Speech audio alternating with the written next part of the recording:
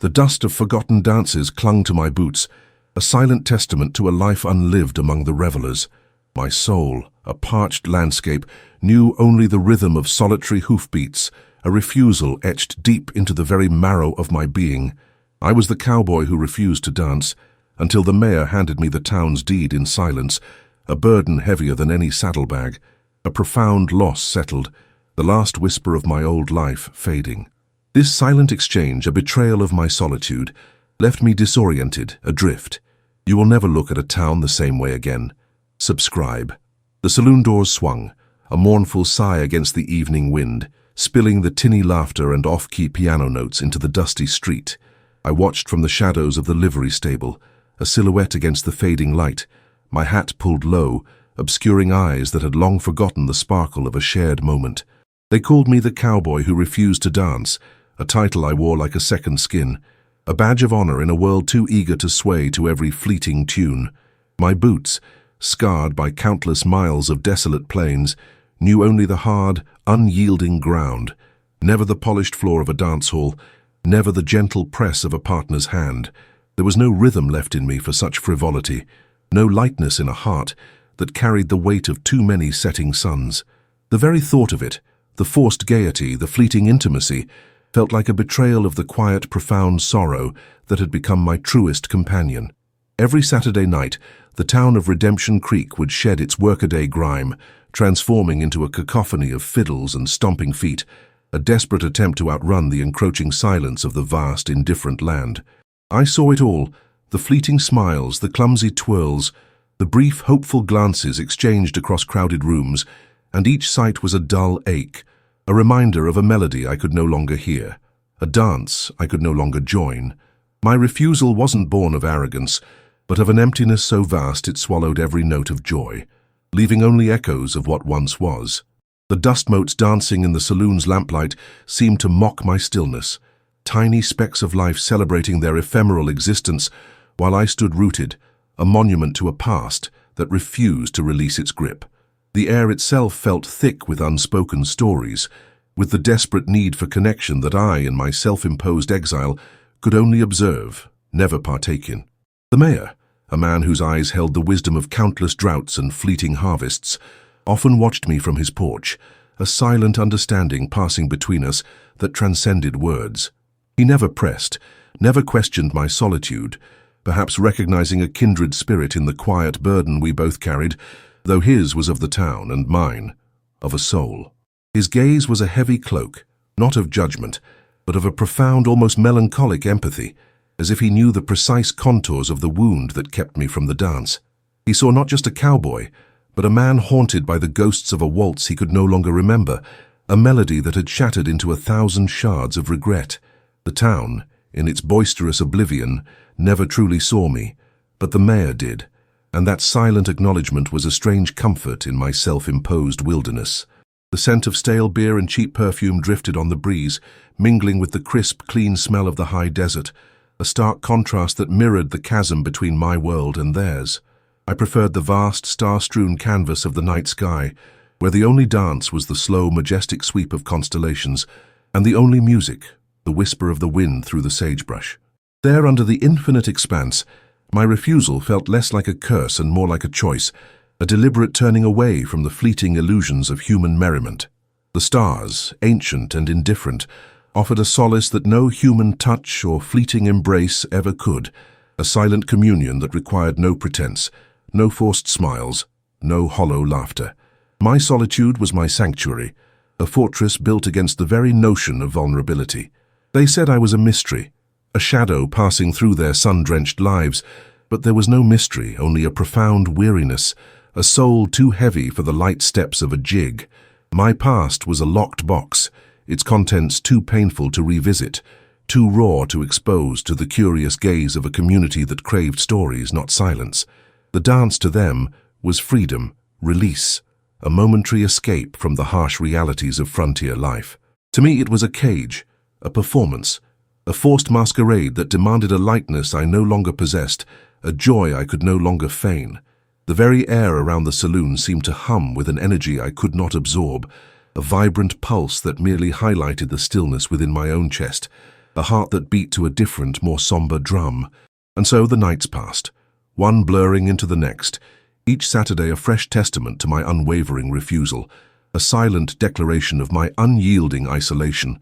The town danced, and I watched, a phantom at the edge of their light, content in my chosen exile, or so I told myself. The mayor's gaze, however, lingered, a silent question mark etched into the twilight, a premonition of a destiny I could not yet comprehend, a future that would shatter the fragile peace of my solitary existence. My refusal was absolute, a fortress against the world, but the world, it seemed, had a way of finding its way in, even through the thickest walls. The dance I avoided was merely a prelude to a far more demanding, far more terrifying performance, one I was utterly unprepared for. You think you know what it means to be alone? You have no idea. Subscribe. From my vantage point, perched on the rocky outcrop overlooking Redemption Creek, the town seemed to breathe, a living entity exhaling the smoke from its chimneys and inhaling the vast, indifferent sky. I watched the ebb and flow of its days, the tireless rhythm of its inhabitants, each figure a tiny, determined spark against the immense canvas of the Old West. The blacksmith's hammer rang out a steady beat, the general store's door creaked open and shut with endless regularity, and the distant shouts of children at play carried on the wind, a poignant reminder of a simpler, unburdened existence. My refusal to dance was not a rejection of them, not truly, but a profound inability to join their fragile symphony of hope and struggle, a silent acknowledgement of a dissonance within my own soul that no shared rhythm could ever mend. I saw their quiet acts of kindness, the neighbor helping another mend a fence, the shared meal after a long day's work, the collective sigh of relief when the rains finally came. These were the true dances of Redemption Creek, the unspoken ballets of survival and community that unfolded beneath the surface of their Saturday night revelry. And in these moments, a strange, unfamiliar ache would stir within me, a flicker of something akin to longing, quickly extinguished by the cold logic of my self-imposed detachment. It was a yearning for a connection I knew I could not afford, a vulnerability I had long since sworn off, a warmth that threatened to melt the icy resolve that had become my very foundation. The town, in its unassuming resilience, was a silent challenge to my solitude, a constant gentle pull towards a life I believed I had forfeited. The mayor, often seen walking the dusty streets, his presence a quiet anchor in the shifting sands of frontier life, seemed to embody this silent pulse of the town. He moved with a deliberate grace, his gaze sweeping over the storefronts, the homes, the faces of his people, a silent guardian bearing the weight of their collective dreams and anxieties. There was no grandstanding, no booming pronouncements, just a steady, unwavering commitment etched into the lines around his eyes. He was the town's silent heartbeat, its unyielding spine, and in his quiet strength I saw a reflection of the very resilience I admired, even as I kept my distance. His presence was a subtle force, a gravitational pull that, despite my best efforts, began to tug at the edges of my carefully constructed isolation. Sometimes I would ride closer, just to the outskirts, close enough to hear the murmur of conversations, the clatter of dishes, the distant lullaby sung to a child. It was a strange form of communion, this silent eavesdropping, a way to feel the pulse of humanity without having to engage, to witness life without having to live it fully. The smells of baking bread and wood smoke would reach me, evoking phantom memories of a home I no longer had, a warmth I no longer sought. My refusal to dance was a shield, yes, but it was also a window, allowing me to observe the intricate tapestry of human existence from a safe, unburdened distance. I was a ghost in their midst, a silent observer of their vibrant, messy lives, a witness to their quiet triumphs and their unspoken sorrows. The town, in its unassuming way, was a testament to endurance, a fragile bloom in a harsh landscape, sustained by the collective will of its people. And I, the lone cowboy, was an anomaly, a solitary star in a constellation of shared destinies. My refusal was a statement, a declaration of independence from the ties that bind. But as I watched them, day after day, a subtle shift began to occur within the desolate chambers of my heart. The silence that had once been my comfort began to feel less like freedom and more like a profound, aching void. The town's quiet strength, its persistent, unassuming existence, was slowly, imperceptibly, eroding the foundations of my carefully cultivated detachment, preparing me for a truth I could not yet grasp. The mayor's silent watch, his knowing gaze, felt less like observation and more like an invitation, a subtle beckoning towards a path I had sworn never to tread. He saw beyond the refusal, beyond the stoic facade, into the raw, vulnerable core of a man who had simply forgotten how to belong. The dance of Redemption Creek continued, a silent, persistent rhythm that pulsed beneath the surface of my solitary existence, drawing me closer, inch by agonizing inch, towards an inevitable confrontation with a destiny I had never sought. My refusal was a whisper against a rising tide, a futile attempt to hold back the ocean of responsibility that was slowly, inexorably, drawing me into its powerful, silent embrace. You think you can outrun fate? Watch closely. Subscribe. The air in the mayor's office was thick with the scent of old paper and unspoken histories, a quiet solemnity that pressed down on me with a physical weight. I stood before his desk, a stranger in a room that felt steeped in the very essence of the town, its burdens and its hopes. The mayor, his face a landscape of weathered lines, sat opposite me, his hands resting on a worn, leather-bound book, his gaze steady, unwavering, and profoundly knowing. There were no pleasantries, no small talk, no attempt to bridge the chasm of my self-imposed isolation with empty words. It was as if he knew the futility of such gestures, understood that the language we were about to speak transcended the trivialities of polite conversation, delving instead into the very core of existence. He pushed a single folded document across the polished surface of the desk, its edges crisp, its parchment a pale, almost luminous white against the dark wood.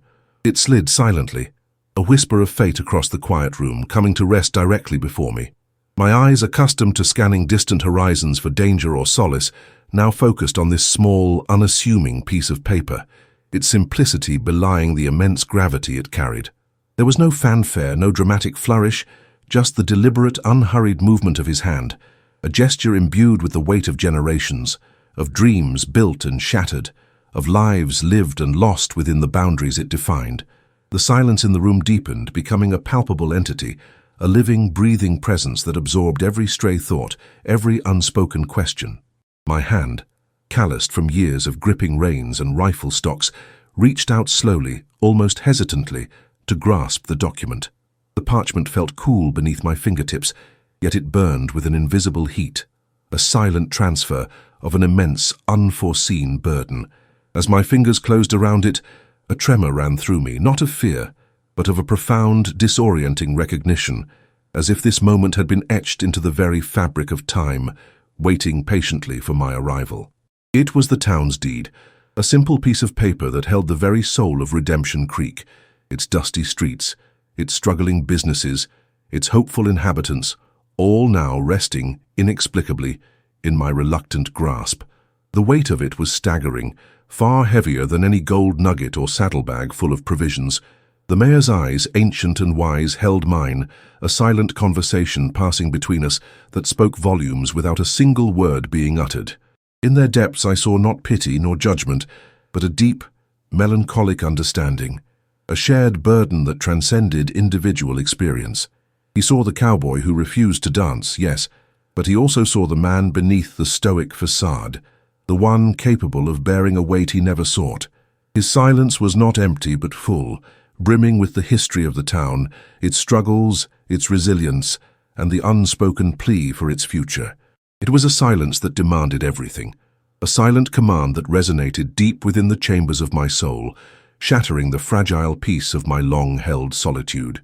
The deed, now clutched in my hand, felt like a living thing, pulsing with the silent heartbeat of Redemption Creek, its every line and seal a testament to a responsibility I had never imagined, never desired. My refusal to dance, my carefully constructed wall of detachment, crumbled in that instant, reduced to dust by the sheer undeniable force of this silent transaction. It was an act of profound trust, a passing of the torch without a flicker of doubt, a silent testament to a destiny I could no longer evade. The world tilted on its axis, the familiar contours of my solitary life dissolving into an uncertain future, a landscape defined not by my own choosing, but by the silent, unyielding command of a piece of paper. I stood there, the deed a burning ember in my palm, the mayor's silent gaze a brand on my soul, and understood with a chilling clarity that my life, as I knew it, was irrevocably over. The refusal, the solitude, the carefully guarded heart, all were now irrelevant. The town, in its silent desperation, had chosen me, the cowboy who refused to dance, to lead its next uncertain waltz. The weight of that silence, the burden of that deed, settled upon my shoulders, a cloak woven from destiny and duty, heavy and inescapable. You think you can escape your calling? Think again. Subscribe. The mayor's office, once a sanctuary of quiet authority, now felt like a tomb, sealing me within the confines of an unforeseen fate. The deed, still warm in my hand, was a brand, an indelible mark upon my very being, signifying a profound shift from observer to guardian, from wanderer to rooted. Each line of its faded ink seemed to hum with the collective anxieties and aspirations of Redemption Creek, a silent chorus of voices I was now bound to heed. My solitary existence, once a vast open plain stretching endlessly before me, had abruptly narrowed to the confines of this small, struggling town, its boundaries now my own, its destiny inextricably linked to mine. The echo of unchosen paths, of endless horizons and unburdened days, resonated in the sudden, crushing silence of my new reality. I walked out into the fading light, the deed still clutched tight, the weight of it a physical ache in my chest, a constant reminder of the silent transaction that had irrevocably altered my world. The familiar dust of the street felt different beneath my boots, no longer just dirt, but the very ground of my new responsibility, each grain a silent witness to the burden I now carried. The laughter from the saloon, once a distant, mocking sound, now seemed to carry a new resonance, a fragile joy I was somehow meant to protect, to nurture.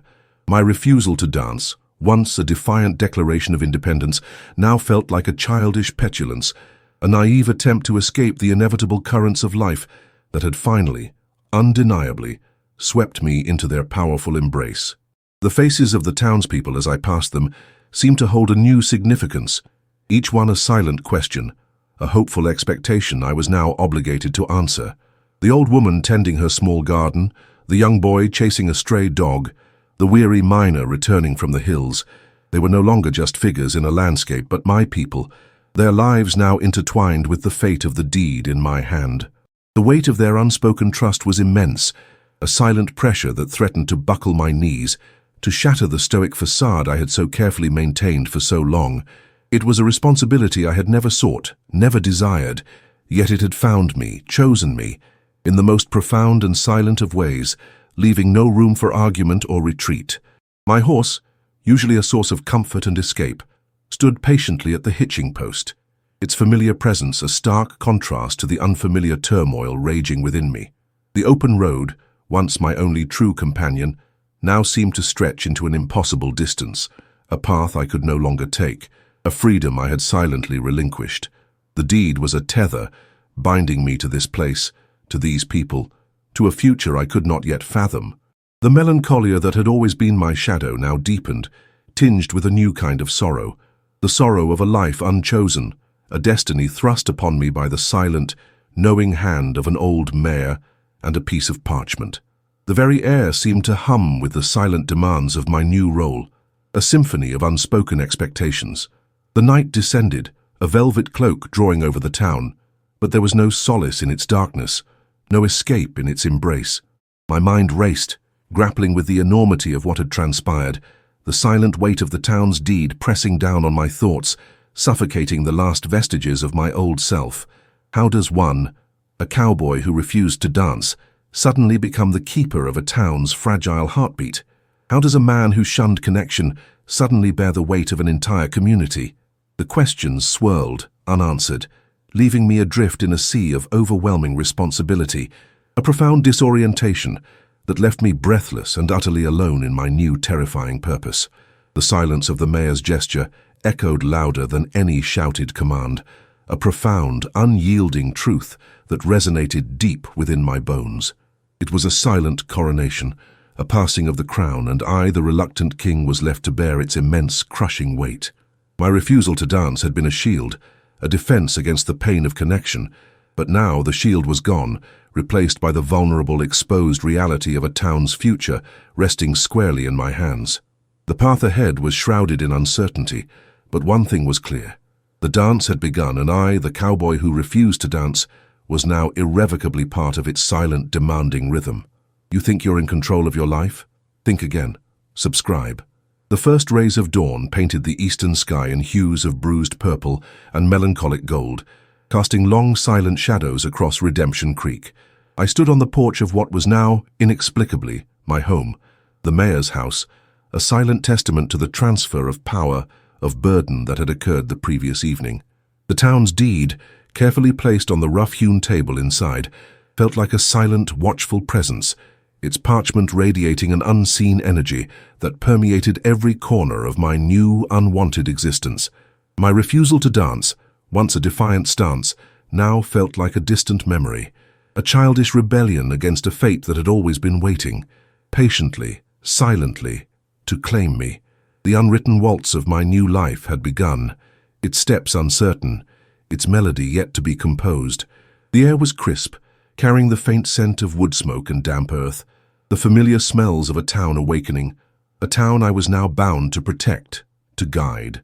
My gaze swept over the sleeping buildings, the quiet streets, each structure a silent promise, each window a hidden story I was now responsible for. The weight of the deed was not just a physical sensation, but a profound spiritual burden, a silent covenant with the souls of Redemption Creek. There was no escape, no turning back to the solitary trails and unburdened horizons. The path forward was clear, though terrifyingly unknown, a journey into the heart of community, a dance I had spent a lifetime avoiding, now thrust upon me with the silent force of destiny. My hands, once only familiar with the rough texture of rope and leather, now felt the phantom weight of ledgers, of decisions, of the countless unseen threads that wove a town together. The silence of the mayor's gesture had been more eloquent than any speech, a profound act of trust that bypassed all my defenses, striking directly at the core of my being. He had seen not just the cowboy who refused to dance, but the man capable of carrying the heaviest of burdens, the one whose very refusal hinted at a deep, untapped well of resilience. And in that silent exchange, he had awakened something within me, a reluctant sense of purpose that now pulsed beneath the layers of my ingrained melancholia. The sun climbed higher, painting the town in a harsher, more revealing light, exposing its cracks, its imperfections, its quiet struggles. And with that light came a dawning realization. This was not a dance of joy, of celebration, but a dance of survival, of perseverance, a silent, arduous waltz against the relentless forces of the frontier. My refusal had been a luxury, a self-indulgent retreat from the messy, demanding reality of shared existence. Now the reality was mine, the burden was mine, and the silent expectations of Redemption Creek were a constant, unwavering presence, urging me forward into a future I had never envisioned. There would be no grand pronouncements, no sudden transformation into a charismatic leader. My leadership, like the mayor's before me, would be forged in silence, in quiet determination, in the slow, deliberate steps of a man learning to dance to a new, more profound rhythm.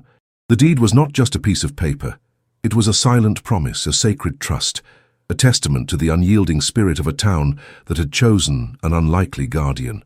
The melancholia remained, a deep, abiding companion, but now it was tempered by a nascent sense of duty, a quiet resolve to honor the silent faith placed in me. And so the cowboy who refused to dance stood on the threshold of a new dawn, the town's deed a silent weight in his soul, the unwritten waltz of Redemption Creek stretching out before him. He would not dance with joy, perhaps never again, but he would dance with purpose, with responsibility, with the silent, heavy steps of a man who had finally found his place, not by choice, but by the undeniable hand of fate.